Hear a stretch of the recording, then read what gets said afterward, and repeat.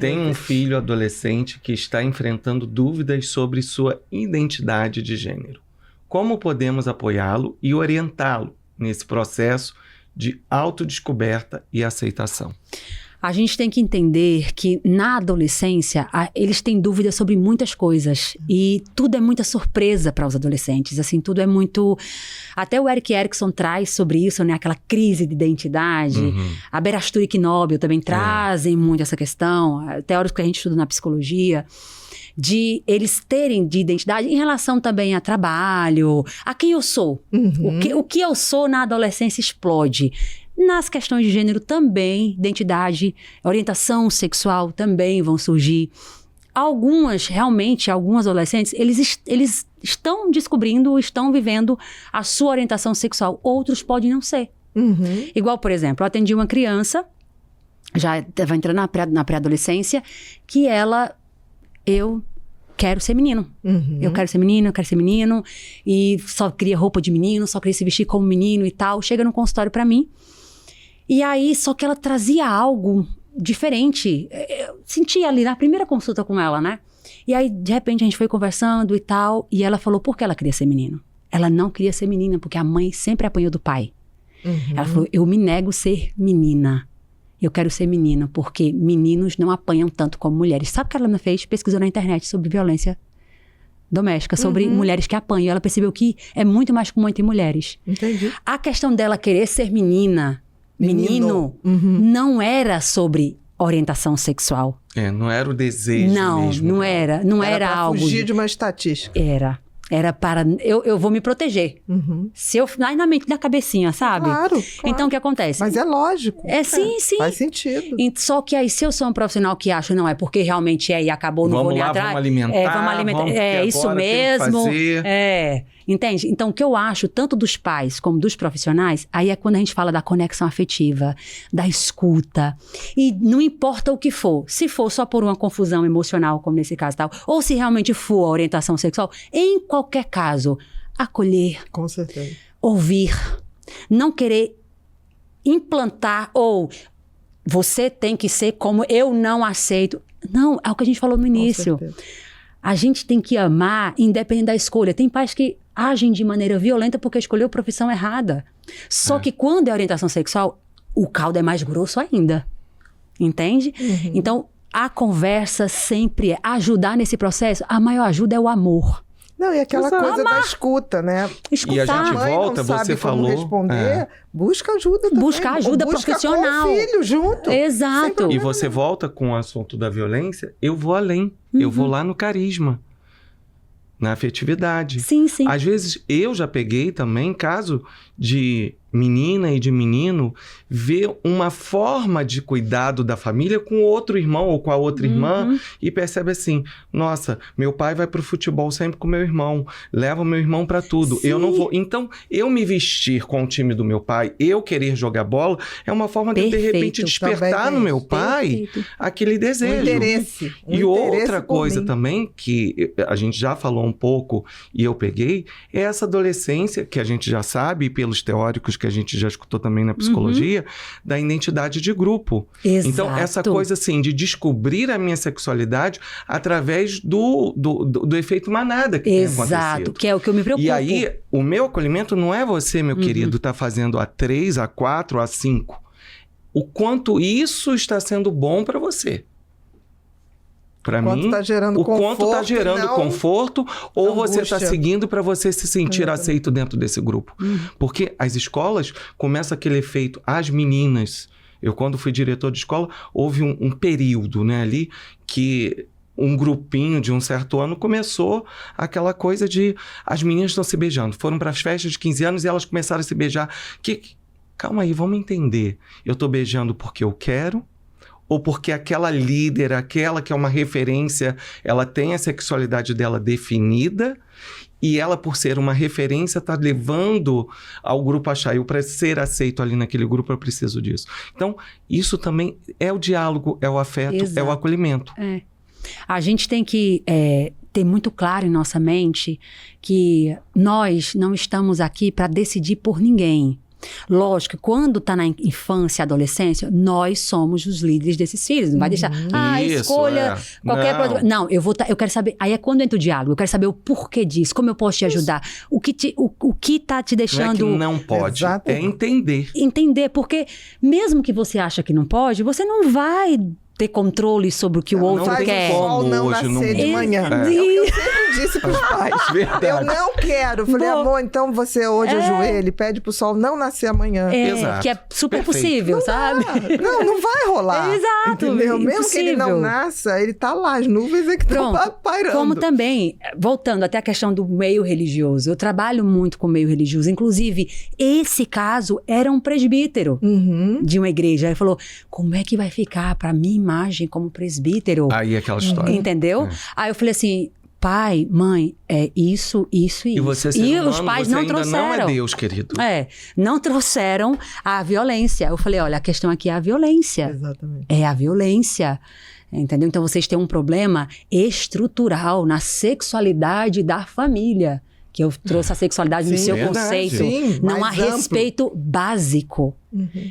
Entendeu? Então, nesse momento, na anamnese, né? Eu já falei, independente do que vier, e aí depois que a criança trouxe pra mim, eu falei, olha, independente do que for, faça o que Jesus faria. Exato. Jesus é o Na modelo. dúvida. Acolhe. exatamente. Tá com dúvida? O que é que Jesus faz? Exatamente. Quando Jesus... Você acha que sua filha tá errada? Você acha que é isso? Que aí eu não vou discutir. Você acha que a filha tá... É isso e tal? Tudo bem? Você acha que é isso? O que é que Jesus faz com os errantes? Ele abraça. Acolhe. Ele ensina. Ele diz o que ele Mas quer. aí vem aquela questão, é um medo. Eu vou perder meu rebanho, porque eu não tô sendo exemplo. Exato. Não é assim. Então, Eu acho que vai ser até muito mais bonito e acolhedor como a minha referência espiritual passou por uma situação dessa e como ele foi pedagógico ao passar por isso. Eu tenho certeza que eu vou admirá-lo muito mais. Exato. Só que aí também eu gostei de trazer uma discussão pra cá, que é o que não, você já trouxe primeiro Sim. que eu, que é o efeito manada. Uhum. Que que aí eu me preocupo e levo sempre essa reflexão para os profissionais. Qualquer comportamento do adolescente contrário à sua orientação sexual ali, ou o seu sexo biológico, vamos dar exemplo, não, já é. É porque você já aceita logo, olha, isso aí. Não, e muitas vezes não é. Muitas vezes é uma forma de se rebelar contra a família. Uhum. Muitas vezes é de verdade, mas Sim, outras também. vezes não. Sim. E aí, só que a mídia, muitas vezes os estudos querem empurrar a goela abaixo, que se já mostrou é porque aí acabou. E eu tô percebendo até os estudos científicos não dando espaço para as outras possibilidades. Uhum. Já fechando ali. Não reprima. Olha, já estão reprimindo sua sexualidade. Você é assim, Mas se eu você acho está que sentindo não é repressão, é entendimento. Vamos levar ao Né? entendimento. Entender o Exato. porquê. É com a melhor possibilidade então, de lidar para a família e para a pessoa. Exato. né? Aqui não é que você não possa, mas vamos entender. E Exatamente. vamos entender, porque o poder não está na nossa mão. Exato. É do outro, entende? Mas assim, eu fico preocupada, porque muitos profissionais e a gente percebe isso no dia a dia da prática, não sei se é também por tudo que vê, que ouve, porque se eu disser que não é e for investigado de outra forma, será que não vai ser antiético? Será que não vai ser preconceito? Será que não vai ser... Então eu percebo também os profissionais meio indo logo direto para que, não, é mesmo, realmente, não reprima não, viu? É isso mesmo. Não, tem coisa que não é. Por exemplo, até foi um texto que a gente leu e também eu vi na minha prática meninas que pensavam que era lésbicas. Tem hora que, né? Lésbicas. Só que, na verdade, elas estavam com carência tão grande afetiva dos pais, elas eram tão pouco tocadas desde a infância, que aí nós mulheres, nós somos... Com certeza, afetuosas, a gente muito mais toca carinho. muito mais. A gente toca muito. E ela Muito. falava assim, Leiliane, elas, que não foi só um caso. Sim. E eu me arrepiava. Eu falei, aí ouvia muito. Homossexualidade, não sei o quê, não. E aí, que se você sentir isso é porque já é. Se você sentir isso, porque tem muito conteúdo assim feito na internet. Se é isso é porque já é. Se você é de signo testes. tal, você tem mais chance de ser trans. Do de ser, signo é ótimo, sabe? Entendeu? Aí, para um adolescente tá com crise de identidade, Claro. para um adolescente que o grupo é muito importante e que a mídia é quase Deus para eles, e com essa carência afetiva, tocou, arrepiou, se tinha uma coisa boa, eu sou. Exatamente. E aí fica achando que é, que não é, e fica nessa briga. Quando vai num profissional e fala, olha, eu acho que eu sou, porque eu sinto... Não, realmente você é. E aí perde o foco da carência afetiva, da dinâmica familiar. Só que eu percebo cada vez mais os profissionais... Do gatilho, né? Do gatilho. Indo na massa também. Não, a gente não pode. A gente, não pode. Quando você toca um ser humano, você tem que tocar... Todas as possibilidades. Todas as possibilidades dele. Mulher é uma das coisas que eu admiro e tenho total respeito. E isso me trouxe aqui uma mãe no ano passado que me procurou e ela já chegou falando assim, eu não tô vindo aqui para saber a escolha ou o que está acontecendo. Eu tô vindo aqui porque eu quero uma orientação, uma ajuda, porque o meu filho de 18 anos me procurou e falou, mãe, eu quero fazer meu processo de transformação, eu quero ser menina.